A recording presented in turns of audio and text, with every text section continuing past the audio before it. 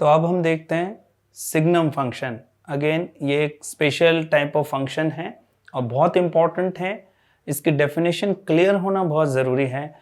जब भी किसी क्वेश्चन में सिग्नम फंक्शन आ जाता है तो कई स्टूडेंट प्रॉब्लम फेस करते हैं, लेकिन अगर इसका डेफिनेशन बहुत अच्छे से क्लियर है तो ये हमारे लिए बहुत ज़्यादा काम की चीज़ हो जाएगी, क्योंकि हमारे लिए अब क्वेश्चन को करना टफ नहीं होगा बल्कि और आसान हो जाएगा। देखते हैं सिग्नम फंक्शन। तो सिग्नम फंक्शन को कैसे डिफाइन किया है? सबसे पहले तो signum function is denoted by s g n bracket x. इसको इस तरीके से ही रिप्रेजेंट किया जाता है और ये इसका डेफिनेशन क्या है उसको हम देखते हैं।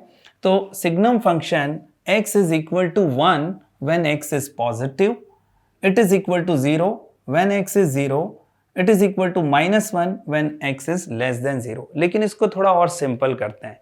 सिंपल तरीका यह है कि अगर इनपुट पॉजिटिव है तो सिग्नम का आउटपुट हमेशा +1 होगा। अगर सिग्नम का इनपुट 0 है तो उसका आउटपुट भी 0 होगा। और अगर सिग्नम में इनपुट हमने कोई भी नेगेटिव नंबर दिया तो उसका आउटपुट हमेशा हमेशा -1 होगा। इसका मतलब सिग्नम के केवल और केवल 3 आउटपुट्स हो सकते हैं, पॉसिबल आउटपुट्स, -1, 0 एंड +1। डिपेंड करता है ये किस बात पर कि इनपुट कैसा है। तो ये हमने अभी यहाँ पर समझा कि जैसे मान लीजिए सिग्नम ऑफ -2 की वैल्यू हमें फाइंड करना है, तो इनपुट क्या है? नेगेटिव, तो आंसर क्या आएगा? -1।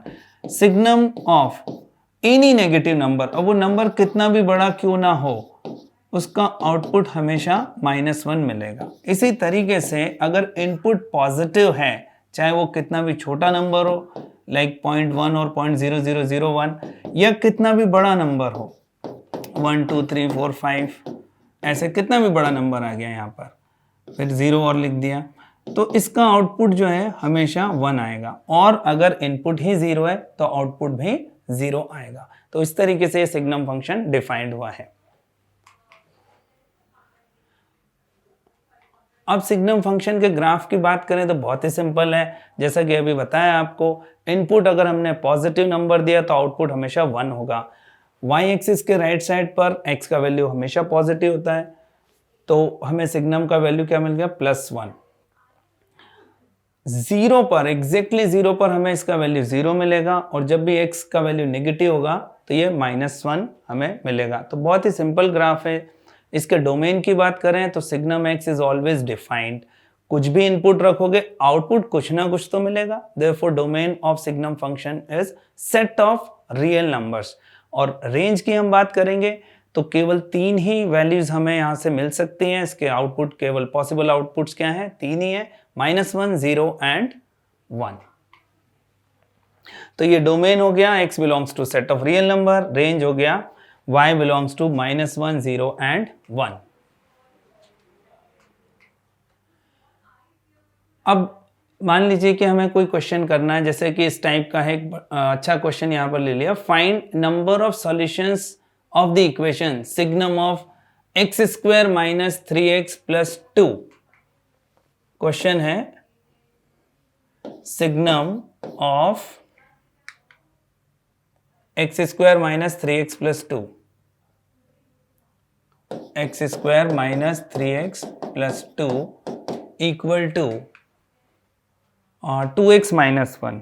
RHS है 2x - 1, 2x - 1।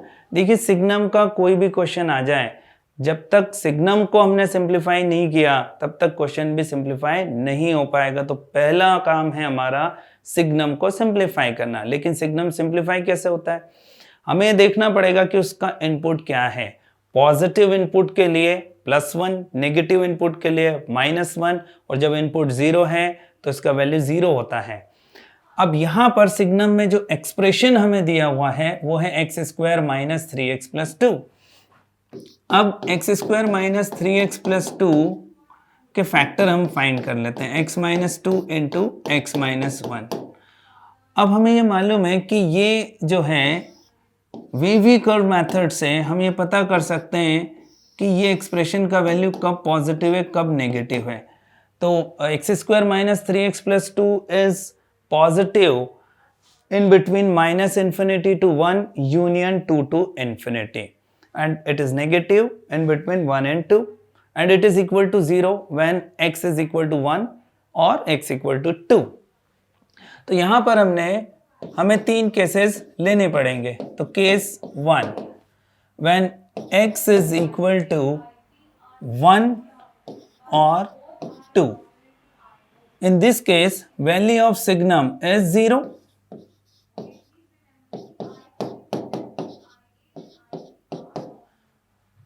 अब इसमें भी तो ये क्या आ गया 0, और यहां से जब हम x फाइंड करेंगे तो हमें x का वैल्यू क्या मिल रहा है 1/2.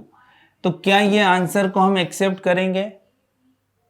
इस आंसर को हम एक्सेप्ट नहीं कर सकते हैं, क्योंकि ये तो तब होगा जबकि x इक्वल टू 1 है. इनिशियल कंडीशन क्या है? x इज 1 और 2, और हमें यहां से क्या मिला है 1/2.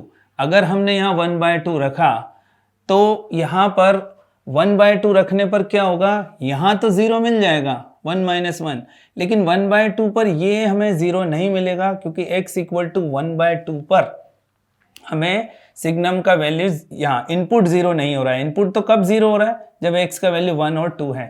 तो ये हो जाएगा रिजेक्ट. अब हम देखते हैं केस 2. केस 2 क्या है हमारा? केस 2 ले लेते हैं x greater than 1 less than 2.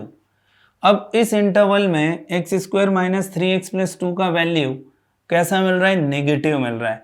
तो सिग्नम ऑफ नेगेटिव नंबर यहां पर हमें क्या मिलेगा? Signum x² - 3x + 2 equal to 2x - 1. तो इसका वैल्यू हमें क्या मिल रहा है यहाँ पर? -1. So -1 is equal to 2x - 1. So x is equal to 0. यहाँ पर हमें क्या मिल गया? x equal to 0. लेकिन क्या ये आंसर को हम एक्सेप्ट करेंगे? नहीं, क्योंकि initial condition is x is greater than 1 but less than 2. हम क्रॉस चेक भी कर सकते हैं. जब x का वैल्यू 0 रखेंगे तो यहाँ पर हमें -1 मिलेगा, जबकि यहाँ क्या मिलेगा? 2. Signum 2 is 1. 1 is not equal to -1. तो ये भी रिजेक्ट हो जाएगा. अब आते हैं हम केस 3 पर. केस 3, तो केस 3 हम कंसिडर कर लेते हैं x belongs to -infinity to 1 union 2 to infinity. तो signum of x² - 3x + 2 equal to 2x - 1, ये क्वेश्चन है. Now signum of x² - 3x + 2, value of this thing is equal to 1 in this interval, क्योंकि इस interval में input हमें कैसा मिल रहा है? पॉजिटिव मिल रहा है. So 1 is equal to 2x - 1. Now x is equal to 1. Again यहां पर 1 और 2 पर कैसा दिख रहा है हमें? ओपन इंटरवल है, x का वैल्यू 1 मिल रहा है. तो अब अगर आप तो इसके साथ में इसका कोई इंटरसेक्शन नहीं मिल रहा, इसलिए अगेन इसका कोई भी सॉल्यूशन नहीं मिलेगा. फिर भी चेक करना हो तो हम कर सकते हैं. जब यहाँ पर हमने 1 का वैल्यू रखा, 1 x इक्वल टू 1 रखा, तो यहाँ पर आया 1, लेकिन 1 पर ये क्या हो गया? 0. Signum of 0 is 0. 0 is not equal to 1. Therefore, number of solutions of given equation is 0. इसका कोई सॉल्यूशन नहीं आएगा.